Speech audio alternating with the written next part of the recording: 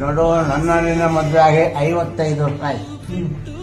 ಇದ್ರಿಗೂ ಭಗವಂತ ನಾನು ಕೊಡಬಾರ್ದು ಕಟ್ಟೆಲ್ಲ ಕೊಟ್ಟಿದ್ದಾರೆ. ಅದೇ ತರ ಜನಗಳಿಗೆ ಎಷ್ಟೋ ಪ್ರೀತಿಯನ್ನು ನಾನು ಕೊಟ್ಟ. ನಾವು ಸುಖ ಕೊಟ್ಟಾಗ ಮೈ ಬಾಸು, ದುಃಖ ಕೊಟ್ಟಾಗ ದೇವರ ತೆಗಳಬಾರ್ದು.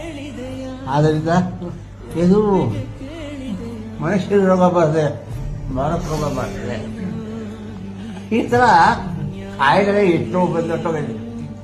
ಅವಾಗ ತಡೆಯುವ ಶಕ್ತಿ ಇತ್ತು. ಸುಮ್ಮನೆ ಅವಾಗ ಎಂಥ ಇದರಲ್ಲಿ ನಡೆಯುವಂಥ ಕಷ್ಟ ಶಕ್ತಿ ಕೊಟ್ಟಿದ್ದ. ಏನಾಯ್ತು, ಭಗವಂತ ಒಂದೇ ಸಮಯ ಇಟ್ಟಿರಲ್ಲ.